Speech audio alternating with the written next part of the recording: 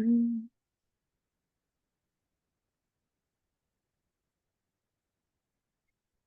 Hello, this is my interview about networking with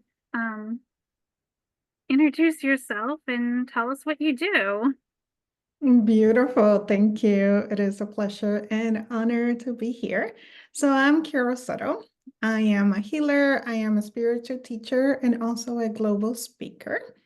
A little bit of my background. So I am an engineer. I have an MBA in global leadership, and I was in corporate America for the last 18 years until last year. The last 8 years, it was in marketing as a marketing manager for North America. Last year, I decided to stop my corporate role and embrace more about my healing, about my teaching, and all around my spirituality and heart calling. So as I follow my heart, I help others to and empower them so they can follow their hearts. It's very powerful. Could you tell me a little bit about how you got into that? Yes. So I got into that with curiosity. It started that I was feeling overwhelmed. I was feeling a lot of migraines. I was feeling a lot of exhaustion. And I was in this circle of waking up, going to a job that make me not feel great, coming back home and not feeling great. So I was not feeling just making dinner and going to bed. So I feel that I was missing out as the wife. I was missing out of the mom. So I started to figure it out, like, what is happening? Why am I feeling this way? So the first thing that I learned is that I am an empath. And I heard about the term, but I fully embrace, like, okay, let me understand what this means. And I joke about this because truly this is how I find out that I was a healer. I was scrolling in Facebook and I saw this post that had a hand with it. And if you look under your pinky, you will see that if you have lines, means that you are a healer.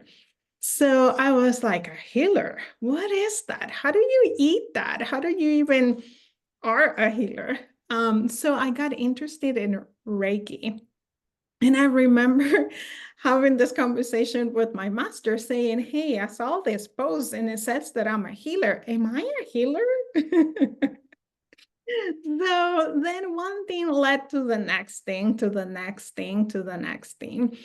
The 5 years ago, I was told that my currently job was not serving my highest good. And that was not, I was like, yeah, I can say that. I don't feel enough. I don't feel worthy. I don't feel that this job and it's giving me that bliss and that happiness. But back then, I thought that I was like, okay, let me just find another corporate job, right? Now, maybe instead of being a manager, I can become a director. I have the qualifications. So I started like putting resumes. I started like looking for this new job. And I was like, no, this is not, doesn't feel right. Little that I know that I'm going to become the director of sales, the director of marketing, the owner of my company. So I am the co-owner of Love, Healing, and More. I co-owner with my husband, and we do healings, we do readings, but truly, our mission is to empower empath so they can be happier, they can be healthier, so they can follow their heart calling, so they stop being in that job that they hate and dislike and then feel happy with it. Sounds amazing. So, how would you say your approach to healing is different than others in your field? So the so I don't feel unique per se, right? What I will say is that I have a mantra, and my mantra is always love. which it means that everything I do, everything I said, everything that I choose from, I do my best to come from a place of love. So my posting comes from a place of love. Holding space for others, it comes from a place of love. Being now, something that I will say that is unique with me is I love to follow the energy, right? I get curious with the energy and allow the energy to guide me what is needed for this person. And normally it goes through a really deep, powerful healing on what is that person facing right now. I do understand that maybe what your reality is the pain, but let's dig into the root cause of what pain is causing. Let's dig into the root cause of why you're feeling unworthy, why you're not feeling enough. Where is this overwhelm coming from? Now, it's all about holding space because I'm actually not doing the healing. They are doing their own healing. I am the listener. I am the mentor. I can bring them message about the next steps, the next thing that they should be working on, or the next healing that it's coming for them, if that makes any sense. Yeah, that does. Would you say you're more extroverted or more introverted? Ooh, I will say both. I have my moments that I want to be really introvert, and it's like my solitude, my me time. And I have like a hard boundary with that. When I feel that I need to go with them, when I feel that I need to separate myself from the crowd and even family, like I'm fully introvert and I fully embrace that. Now, there is sometimes that I am extrovert, right?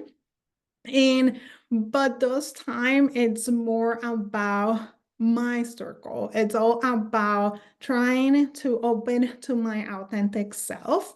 So my clients can trust me. My clients can know that they can count with me. So I don't feel that I am one or the other. I feel that I can adapt of when to be extrovert, right? And recognize and knowing when to be introvert and like, nope, I'm not having anyone in my circle right now. I want to be with just me.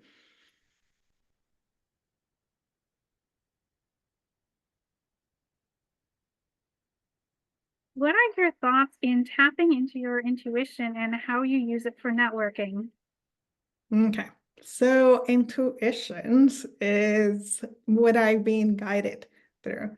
It's that gut feeling, that sensations that tells me when is a yes and when is a no, right?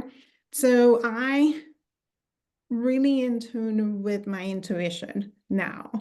And I feel like all my life I have been in tune. It's just that I now listening to it because when you listen, it works out. Even if you don't know, even if you don't trust, even if there is fear, it works out. So why not to listen to it? Now, when it comes to networking, it's all about reading the energy of the network. It's all about reading the energy of the people. Who there is a connection in there, like who I should be approaching because spirits is telling me approach this person. Oh, which person I should like, nope, I'm not going to be networking with that person. So I feel it's my strongest, and I follow those feelings. I follow the energy of the room, of the people, and I let my gut, my feeling to guide that networking.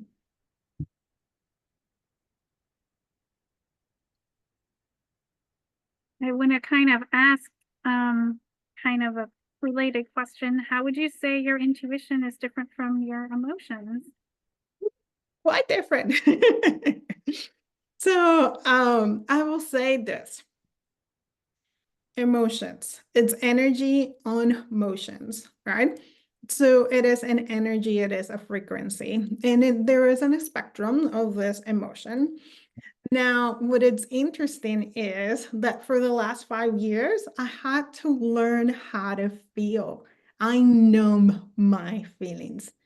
I remember hearing, Carol, why are you so angry? And I'm like, I'm not angry. What are you talking about? Then another person, Carol, why are you so angry? I am not angry. What are you talking about?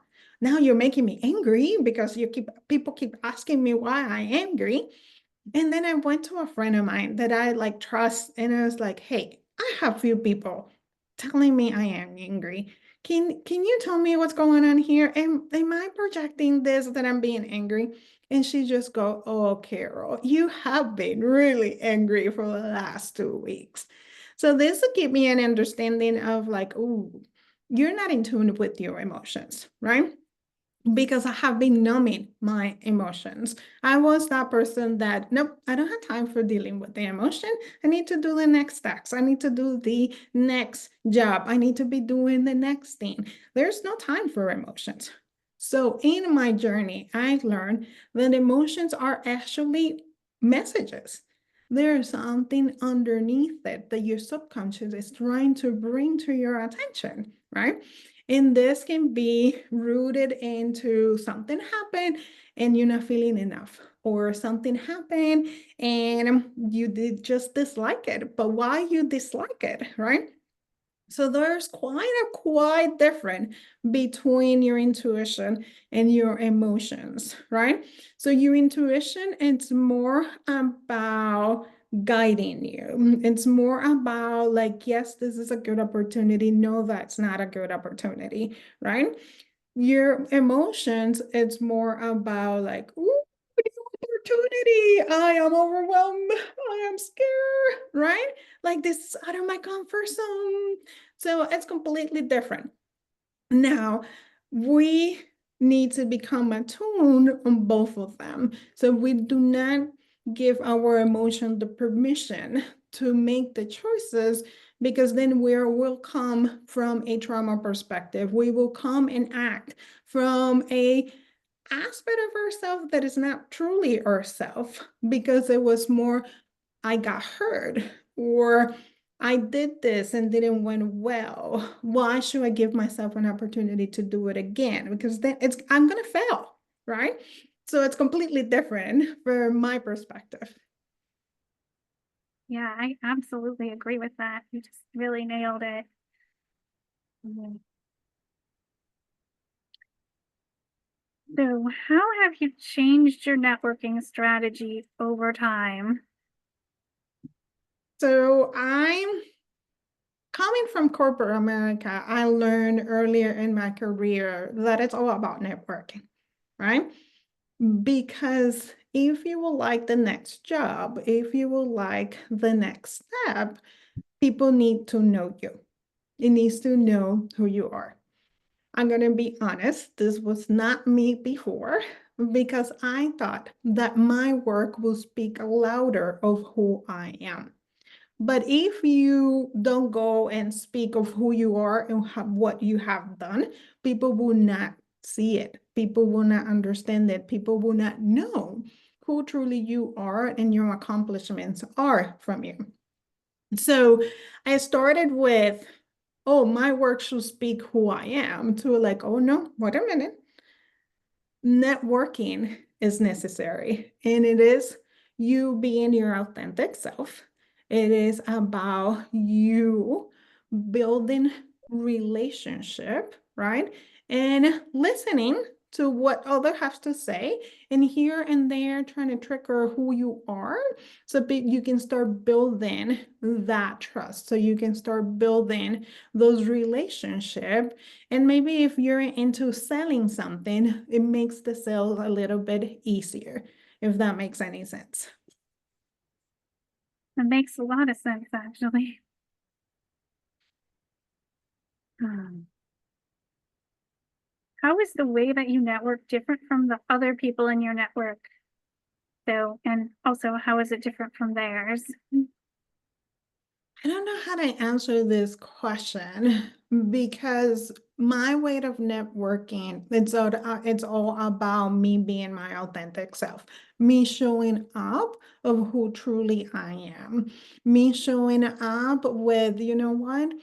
I'm not one to wash my hair. My hair is going to be up today. Or, you know what? Today I'm feeling I want to wear makeup, but it's because I want to show up as truly how I'm feeling in that moment.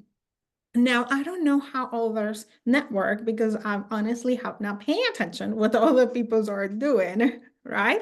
And what are their strategy? And even if I need to tap into their strategies, because I focus more about me in mine thing with intent with networking is about two things.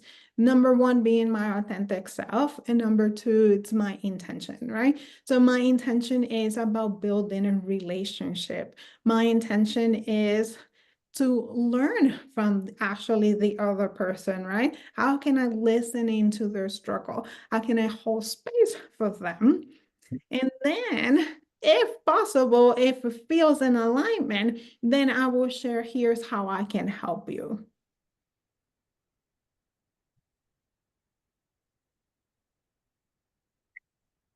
Did you invest in upgrading your networking skill set? So I believe in investing in yourself. I believe that you need to constantly be training yourself, to constantly be receiving wisdom of others. If others has done it, right? Why reinvent the wheel? Now, I also believe into be careful with the teacher, right? Because it needs to be in resonance with you. It needs to be in alignment with you. Just because they're saying that they can teach you this, right? So what's the intention behind that teacher? What's the intention behind that coach? But I most definitely invest in myself. Like I'm an engineer, I have an MBA. I took classes for presenting. I took classes for networking. I took classes for how to sell yourself. Interesting, we have the thumbs up. Um, right? I invested time to learn Reiki and get to a master degree, right? So investing in yourself, it is important. Yeah, it definitely is. And I've certainly made a lot of investments in myself as well, in marketing and learning all of the things. Um, Did you make some online connections? And if you did, what did you learn from that? Say it one more time. Did you make unaligned connections, like people that you invested time in the relationship and then you realize later, well, that's not a good fit? So relationships. Let's talk about relationships. So I have learned that everyone that has crossed your path, it's for a reason. So there's no mistakes. And there is always a lesson, there's always a teaching, and there's always an opportunity to grow. We need to understand that some people will be here for a page, some people will here to a chapter, some people will be here for multiple chapters, and some people will be here for a lifetime. There is always an opportunity to learn, to grow from a relationship. Now, I'm not saying that it will be easy when you're like thought that you have bonded with someone and what you thought that person was is not longer what it is, or what you thought the intention, and it's a completely different intention is there. I'm not saying this is not hard, this is not difficult, it is. But when we step out of the energy that surrender that breakup, and that can be with that teacher, it can be with that coach, it can be with a friend, it can be with a coworker, whoever is this the relationship that you are in, that let's step out and let's see what's the learning, what's the lesson, what can I grow from this environment, right? But we have the tendency to close our heart. We have the tendency to close to the experience because we tap into it's hurting. My heart is breaking. My emotions are wild. And yes, allow yourself to have the human experience of feeling the heartbreak, of feeling the emotions. But when you're ready, step out and see it from an outside perspective. I think that's really wise advice.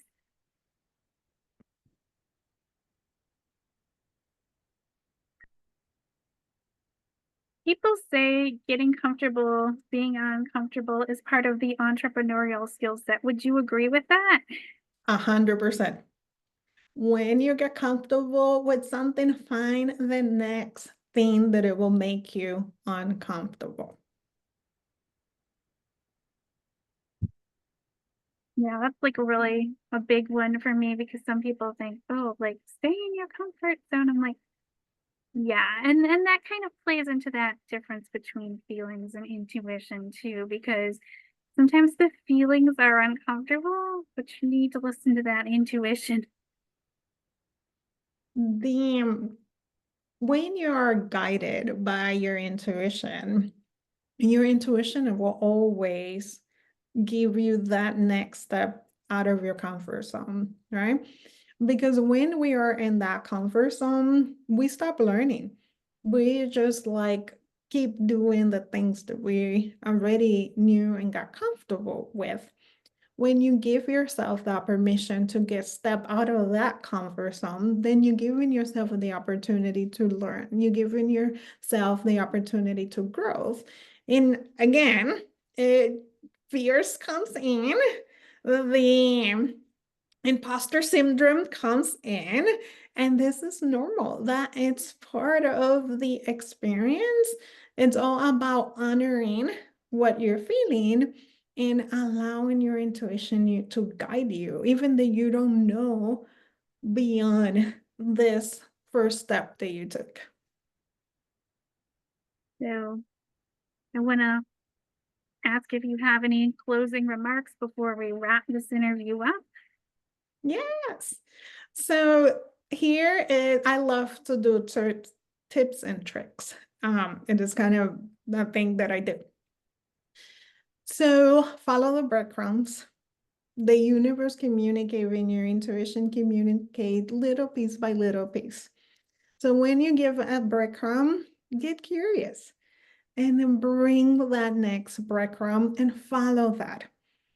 Don't try to figure it out. It's just allow those breadcrumbs to come little by little. Second, it's all about curiosity. And third, have fun. This life can be really hard by itself, and you becoming so serious, allow your inner child and to bring the play and that fun. Now, don't forget about discernment because we need discernment. Not everybody intend from their heart. So always use discernment. So my closing remark is follow the breadcrumbs, get curious, play, and use discernment. If this resonates with you, any of this, you are welcome to follow me. And I always offer a lot of information because I am a teacher at heart. Thank you for having me, Lori. Thank you so much for joining me today.